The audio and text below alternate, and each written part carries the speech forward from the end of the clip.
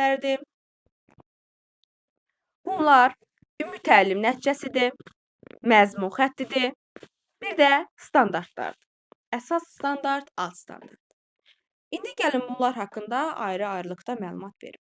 Ümumi təlim nəticəsi nədir? Müəllimlər, ümumi təlim nəticəsi sonu əvvəlcədən müəyyənləşdirməkdir.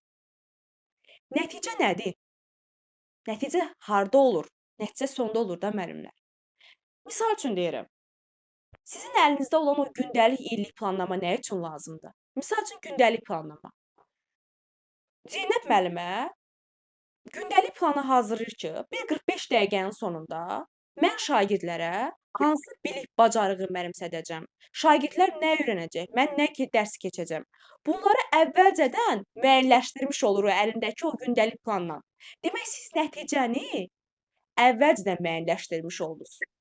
Və yaxud da ki, müəllimlərin əlində olan illik planlama. Bu nə üçün lazımdır? Bu da elə təlim nəticəsidir də. Burada da müəllimlər ilin sonunda bir sinif üçün hansı şagirdlərdə hansı bilik, bacarığı formalaşdıracaqlar? Şagirdlər, məsələn, 7-ci sinif sonunda şagird fiziki tərbiyə üzrə, şagird tarix üzrə, şagird texnologiya üzrə hansı bilik, bacarığa sahib olacaq? Müəllim bunu əvvəlcədən əlində olan illik planla müəyyənləşdirmiş olur. Yəni, sonu əvvəlcədən müəyyənləşdirmək budur. Və yaxud da ki, belə özümüzdən götürək. Siz hal-hazırda neyinirsiniz müəllimlər? Hal-hazırda mart ayından oturub, yekunda məsələn, iyun ayında imtahanınız olacaq. Ona hazırlaşırsınız ki, 51+ nəticə göstərəsiniz. Nəticəni əvvəlcədən müəyyənləşdirirsiniz siz. Mart ayından oturub, iyun ayındakı imtahanın nəticəsini müəyyənləşdirirsiniz. Sonu əvvəlcədən müəyyənləşdirməkdir. Bu oldu ümumi təlim nəticəsi. Və ümumi təlim nəticəsində özündə nələr ehtiva edir? Məsələn, bir dərsin sonu üçün təlim nəticəsi var, sinifin sonu üçün təlim nəticəsi var, bir də təhsil səviyyənin sonu üçün təlim nəticəsi var. Dedim sinifin sonu üçün təlim nəticəsini. O 45 dəqiqə, bildiyimiz o müəllimin əlindəki gündəlik planlama. Və yaxud da sinifin sonu üçün təlim nəticəsi. Hər hansı bir sinif olsun. 8-ci sinif olsun, 7-ci sinif olsun, 9-cu sinif olsun. Həmin sinifin sonu üçün təlim nəticəsi. Əlinizdə olan əyani olaraq, misal üçün, illik planlama. Bu da ümumi təlim nəticəsinə aiddir. Bir də var müəllimlər, ən genişi təhsil səviyyələri üçün təlim nəticəsi var. Hansı təhsil səviyyələrimiz var? Dedik ki, ibtidai təhsil var, ümumi orta təhsil var, tam orta təhsil var. Misal üçün, dil ədəbiyyat müəllimi, Azərbaycan dili müəllimi müəyyənləşdirir ki, ümumi orta təhsil səviyyəsi 5-dən 9-a kimidir.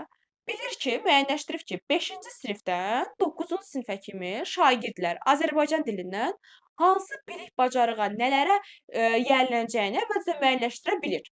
Yəni, bu səviyyənin sonu üçündür. Və yaxud da ki, tam orta təhsil səviyyəsi üçün, 10-11 üçün. Fiziki tərbiyə müəllimi müəyyənləşdirir ki, bilir ki, tam orta təhsil səviyyəsi üzrə şagird hansı biliyə, bacarığa yiyələnəcək. Bunu əvvəlcədən müəyyənləşdirə bilir. Bu da oldu səviyyələr üzrə ümumi təlim nəticəsi. Bu da oldu bizim ümumi təlim nəticəmiz. Vəssalam, bu qədər. Sonra gəlir məzmun xətti. Müəllimlər, məzmun xətti nədir? Bax, bu dediyimiz ümumi təlim nəticəsi var, ha. Bu ümumi təlim nəticəsini bizə reallaşdırmaqdan ötürü lazımdır bu məzmun xətti. Bu təlim nəticəsini reallaşdırmaqdan ötürü bizə lazımdır məzmun xətti. Məzmun xəttini bir dənə yol kimi. Bu ümumi təlim nəticəsinə, bax, belə bir ki, bu məzmun xəttidir. Belə məzmun xətti. Bu da ki, təlim nəticəsidir. Bu məzmun xəttini bir yol kimi təsəvvürünüzdə canlandırın. Bir xətt kimi təsəvvürünüzdə canlandırın ki, bizə nə üçün lazımdır? Bu təlim nəticəsinə çatmaq üçün lazımdır məzmun xətti. Və məzmun xətti düz gedir, birbaşa istiqamətlə, yolun dəyişmir, dəyişməzdir. Heç vaxt dəyişmir. Ana xəttdir, leytmotivdir. Və bir də qarşınıza çıxar ki, şagirddə formalaşdırılacaq bacarıqlar üzrə müəyyənləşir. Bu nə deməkdir? Məsələn, qarşınıza testdə çıxacaq testdə məzmun xətti, şagirddə formalaşdırılacaq bacarıqlar üzrə müəyyənləşir. Yəni, misal üçün deyirəm, fiziki tərbiyədə. Məsələn, fiziki tərbiyədə uşaqlarda hərəki bacarıqlar formalaşır. Deməli, mən də məzmun xətti olaraq şagirdlərdə məzmun xəttimi müəyyənləşdirirəm. Şagirddə formalaşdırılan bacarıqlar üzrə öz məzmun xəttimi müəyyənləşdirirəm. Hər iki bacarıqlar məzmun xətti. Deməli, bu o deməkdir. Və hər fənnin özünün məzmun xətti var. Hər müəllim də öz məzmun xəttini əzbər bilməlidir. Yəni müsahibə sualında mütləq verəcək suallardan biri budur. Hər kəs öz məzmun xəttini əzbər bilməlidir. Məzmun xətti fənlər üzrə dəyişir. Necə dəyişir? Dedim axı, hər fənnin məzmun xətti fərqlidir. Misal üçün, tarixin məzmun xətti tarixi zamandır, məkandır, dövlətdir, şəxsiyyətdir, mədəniyyətdir. Fiziki tərbiyədə bir başqadır. Texnologiyada bir başqadır. Ona görə deyir, fənlər üzrə dəyişir, amma fən daxilində qətiyyən dəyişmir. 1-ci sinifdən 11-ci sinifə məzmun xətti eynidir. Vəssalam. Məzmun xətti haqqında əsas bunları yadda saxlayın. Və məzmun xətti deyir, təlim nəticələrinə çatmaq üçün strateji yoldur. Hər bir fənnin də özünə məxsus məzmun xətti var. Bunları yadda saxlayırıq. Və siniflər artdıqca 1-ci sinifdən 11-ci sinifə qədər dəyişmir məzmun xətti, olduğu kimi qalır. Test suallarıdır. Əsasən bunlar test suallarıdır. Sonra gəlirik nəyə? Standartlara. Müəllimlər, kitabdan çıxardıblar, əsas standartı çıxardıblar. Amma mən sizə PDF-imdə əlavə eləmişəm bunu. İmtahana da düşəcək sizə. Çünki sizin çərçivə sənədinizə baxmışam, var. Kitabdan çıxardığına baxmayaraq. İndi əsas standart haqqında məlumat verim sizə. Ümumiyyətcə müəllim, əsas standart var, alt standart var. Bu əsas standart bizə nə üçün lazımdır? Bu əsas standart, bu məzmun xətti var ha. Bu məzmun xəttini ümumi şəkildə ifadə edir bu əsas standart. Sonra rəqəmlərlə onları izah edəcəm yekunda. İndi hələ ki bunlar haqqında məlumat verim. Bu əsas standart bizə məzmun xəttini ümumi şəkildə ifadə etməkdən ötürü lazımdır. Həm də məzmun xəttin istiqamətini müəyyənləşdirir əsas standart. Deməli, əsas standart həm məzmun xəttini ümumi şəkildə ifadə edir, həm də istiqamətini müəyyənləşdirir. Gəlin görək bu nədir? Nümunələrlə. Misal üçün, Azərbaycan dilində ikinci məzmun xətti oxudur. Bu onun məzmun xəttidir oxu. Məsələn, desəm ki, oxu bacarıqlarına yiyələndiyi nümayiş elətdirir şagird. Bu onun əsas standartıdır. Görürsünüzmü? Məzmun xəttini ümumi şəkildə ifadə elədi əsas standart. Xırdalına getmir ha hələ. Sadəcə ümumi şəkildə nümayiş elətdirdi. Və istiqamətini müəyyənləşdirir. Əsas standart. Və əsas standart müəllimlər bəzən dəyişir. Hər zaman yox. Bəzən dəyişir. Bu nə vaxt dəyişir? Qarşıya qoyulan tələb reallaşdıqda. Bu nə deməkdir? Yəni, şagirddən tələb olunan bacarıq artıq formalaşıbsa şagirddə, artıq bir şagird boşda qalmamalıdır, təkmilləşdirmək lazımdır daha da. Əsas standartda daha təkmilləşdirmək, daha da mürəkkəbləşdirmək lazımdır. Ona görə bəzən dəyişir deyirik. Amma adətən uzun müddətli davam edir. Yəni, əsas standart uzun müddət davam edir. Əsasən yuxarı siniflərdə olur ki, adətən dəyişir əsas standart. Yenə deyirəm, nə üçün bizdə dəyişirik? Yəni, daha da mürəkkəbləşdirməkdən ötürü. Çünki artıq şagirddən tələb edədiyimiz bilik və bacarığı biz formalaşdırmışıq. Ona görə şagird boşda qalmasın deyib, onu biraz da mürəkkəbləşdiririk əsas standart vasitəsilə. Bu da oldu bizim əsas standartımız. Vəssalam. Sonra gəlir alt standart. Alt standart və yaxud da testlərdə məzmun standartı olaraq qarşınıza çıxacaq. Eyni mənadır. Alt standart şagirddə formalaşdırılan bilik və bacarıqdır. Həmçində sinif və fənlər üzrə summativ qiymətləndirilmənin aparılmasını təmin edir. Alt standart müəllimlər dəyişir, hər il dəyişir. Sinifdən sinifə keçdikcə dəyişir. Məsəl üçün, sual qoyula bilər, test sualı ki, müəllim alt standartı reallaşdırmadığına görə, məsələn, bu il alt standartını reallaşdırmadığına görə dəyişiklik eləmir. Mən sizə test nümunələrdən deyirəm. Bu yanlışdır. Çünki alt standart dövlətin qoyduğu tələbdir. Ona müəllim dəyişiklik eləyə bilməz. Ona görə hər il müəllim çalışmalıdır ki, o alt standartı reallaşdırsın. Müəllimin vəzifəsidir. Reallaşdırsın və alt standart hər ildə dəyişməlidir. Yəni, hər ildə dəyişsə mürəkkəbləşir də, bu deməkdir. Mövzular hər il mürəkkəbləşir. Sonra və alt standart müəllimlər, əvvəllər ümumi təlim nəticəsindən alt standartın çıxarılması var idi.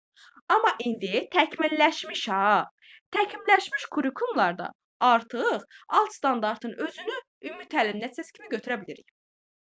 Yəni artıq, məsələn, testdə düşsə ki, bütün, kurikulum fənlərdə, amma bu səhvdir.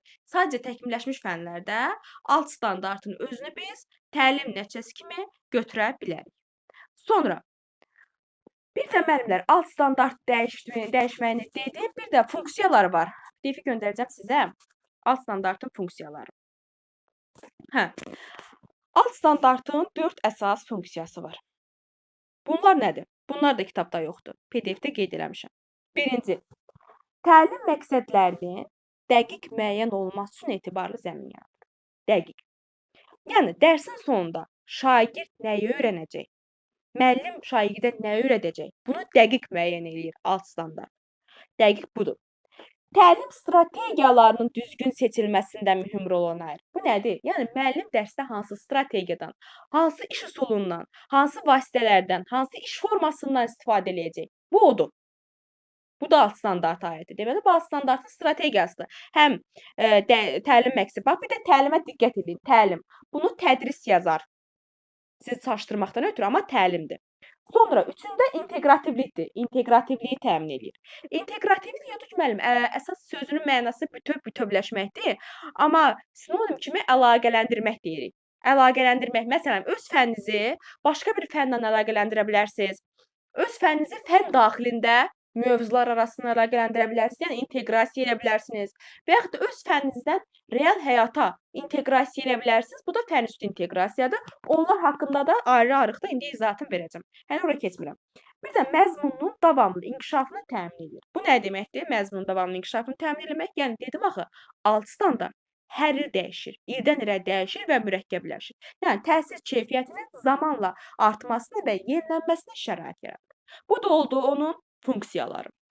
İndi müəllimlər, bax burada özümdən yazmışam bu rəqəmləri. Dəyişə də bilər. Məsələn, standart rəqəm yazmışam 3.2.1. Buradakı məsələn 3 nədir, 2 nədir, 1 nədir? Birinci dedim izahatını verib, sonra məlumat verim nöqtələr, bunlar haqqında, rəqəmlər haqqında. 3.2.1 olmasın, 2.3.1 olsun. Fərqi yoxdur. Yəni rəqəm fərq dəyişə bilər. Buradakı məsələn birinci yerdə duran müəllimlər rəqəm, bir rəqəm demirəm ha. Birinci yerdə duran rəqəm məzmun xətti olur. Məzmun xətti. Bayaq danışdıq ha, o ana xətt dəyişməz. Məzmun xətti olur. İkinci yerdə duran rəqəm, təxmini 2 yazmışam elə. O əsas standartdır. O əsas standart birinci yerdə duran o məzmun xəttini ümumi şəkildə ifadə edir və onun istiqamətini müəyyənləşdirir. Deməli, 3 yenə yazıram. 2 tutaq ki, nöqtə 1. Birinci yerdə durdu məzmun xətti. İkinci yerdə oldu əsas standart. Bu əsas standartın funksiyası odur ki, bu məzmun xəttinin istiqamətini müəyyənləşdirsin, onu ümumi şəkildə ifadə eləsin. Üçüncü yerdə duran da alt standartdır. Bu alt standart artıq xırdalayır, daha dəqiqliyinə gedir. Alt standart daha da xırdalayır. Yəni ümumi şəkildə axı ifadə eləmişdi məzmun xəttini. Bu artıq xırda-xırda, daha dərinliyə gedərək, daha xırdalayaraq ifadə eləyir. Bu da belə. Bu da oldu bizim kurikuluma aid terminlərin təsviri. Yox, hələ biri qaldı. Bir də demədim inteqrasiyadan danışacaqdım. Hə. Müəllimlər, deməli dedim ki, alt standart təlimdə inteqrativliyi təmin edir. Orada deməli inteqrasiyanın 3 növü var. Fənn daxili inteqrasiya var, fənlər arası inteqrasiya var, bir də fənn üstü inteqrasiya var. Fənn daxili inteqrasiya adından göründüyü kimi fənn daxilində olur. Yəni bir fənnin daxilində siz mövzular arasında əlaqə edirsiniz, inteqrasiya edirsiniz. Məzmun xəttlər arasında inteqrasiya edirsiniz. Məsəl üçün, fiziki tərbiyədə 5 dənə mövzu keçmisiniz. 5-ci mövzudan 2-ci mövzuya inteqrasiya edirsiniz, yəni əlaqələndirirsiniz. 5-ci mövzunu 2-ci mövzuna əlaqələndirirsiniz. Bu olur fənn daxili inteqrasiya. Və fənn daxili inteqrasiyanın da özünün 2 növü var. Şaguli var, üfüqi var. Şaguli siniflər üzrə aparılır fənn daxilində. Üfüqi bir sinif daxilində aparılır fənn daxilində. Necə yəni? Texnologiya dərsində Gülnaz müəllimə misal üçün 7-ci sinifə dərs keçir. 7-ci sinifə dərs keçir və 6-cı sinifə inteqrasiya edir. Bu oldu şaguli. Düz şaguli inteqrasiya. Deməli, müəllim 7-ci sinifə dərs keçir texnologiyadan. Burada olsun 6, bura olsun 7. Bu oldu bizim şaguli xəttimiz. Hə. Hə, müəllim 7-ci sinifə dərs keçir, Gülnaz müəllimə. İnteqrasiya eləyir 6-cı sinifə. Fən daxilində. Bu oldu bizim şagül inteqrasiyamız. Bir də var üfüqi inteqrasiya. Üfüqi inteqrasiya sinif daxilində olur. Sinif daxilində məzmun xəttlər arasında olur. Bayaq nümunə gətirdim ha. 5-ci sinifdə fiziki tərbiyə dərsidir. Müəllim 2-ci mövzunu 5-ci mövzuna əlaqələndirir. Məsələn, hal-hazırda 5-ci mövzunu keçir və 2-ci keçiddə 2-ci mövzunu əlaqələndirir. Bir fəndən daxilində məzmun xəttləri arasında əlaqə yaratdı. Bu da oldu, deməli, üfüqi inteqrasiya. Müəllimlər, bura kimi aydındır. Nəsə sualınız var? Bura kimi aydındır sizə? Bəli, Aydındır, müəllim. bəli. Aha, lap yaxşı. Sonra müəllimlər, var fənlər arası inteqrasiya. Fənlər arası adından göründüyü kimi bir neçə fən arasında əlaqə yaradır. Misal üçün, mən tarix müəllimiyəm. Mən öz ixtisasımda tutaq ki, Şah İsmayıl Xətaini keçirəm. İnteqrasiya edirəm ədəbiyyata. Axı ədəbiyyatda da var Şah İsmayıl Xətai. İndi biraz da onun ədəbi fəaliyyətindən məlumat verirəm. Və yaxud da ki, iki fən olmasın, bir neçə fən arasında əlaqə yarada bilərəm. Və yaxud da ki, fiziki tərbiyə müəllimisiniz. Elə bir situasiya yaranır ki, siz riyaziyyatı inteqrasiya edirsiniz. 2 dənə, 3 dənə fənni əlaqələndirmiş oldunuz. Bu da oldu fənlər arası bir neçə fənnin əlaqələndirilməsi. Bir də var fən üstü inteqrasiya. Fən üstü inteqrasiya ən ali inteqrasiyadır. Niyə ən ali? Çünki həyatla əlaqələndiririk. Real həyatdakı hadisələrlə. Bir növ bu fənlər bizə bir vasitədir. Real həyatdakı hadisələri, şagirdləri adaptasiya eləməkdən ötürü bizə bir vasitədir bu fənlər. Vasitə rolunu oynayır. Məsəl üçün, fən üstü inteqrasiya nə nümunə gətirim sizə bir dənə. Müəllim biologiya müəllimidir. Dərsdə bitkilərin inkişafı ilə bağlı, calaq olunması ilə bağlı mövzu keçir. Və deyir uşaqlar, gəlin gedək məktəbin həyətində bunları sizə tətbiq edin. Məsələn, məktəbdə müəllim ağacların dibini bellədir uşaqlara, sonra yeni ağaclar əkirlər, ağacları calaq edirlər. Bir növ real həyata tətbiq edir, inteqrasiya edir müəllim öz fənnini. Gördünüzmü? Real həyatda tətbiq oldu. Keçən il belə bir situasiya var idi, ART-nin sınavına sertifikasiya düşmüşdü. Deyir ki, müəllim uşaqlara deyir ki, uşaqlar, fizika ilə bağlıdır ki, uşaqlar, məsələn, deyir, çaydanın qaynalması zamanı nə qədər elektrik enerjisi sərf olunmasını gedin evdə tətbiq edin, ölçün, gəlin mənə deyin. Təcrübə eləyin. Uşaqlar gedir bunu təcrübə eləyir və müəllimə gəlirlər əlində tapşırıqlarla, dəlillərlə, sübutlarla hərə bir tapşırıq təqdim edir. Bu yenə inteqrasiyadır, həyat inteqrasiya. Əgər desək ki, təsəvvürünüzdə canlandırın, təxəyyülünüzdə canlandırın, bu kimi ifadələrdən istifadə eləsə müəllim, real həyatda misal gətirib, yenə deyirəm, misal gətirib, təsəvvürünüzdə canlandırın, təxəyyülünüzdə canlandırın desəz, bu fən üstü inteqrasiya olmur. Yenə deyirəm, fən üstü inteqrasiyada real həyatla real əlaqələndirmə olmalıdır. Bu da bu qədər. Vəssalam. Vəssalam. Aha, bu da oldu bizim inteqrasiyamız. Müəllimlər,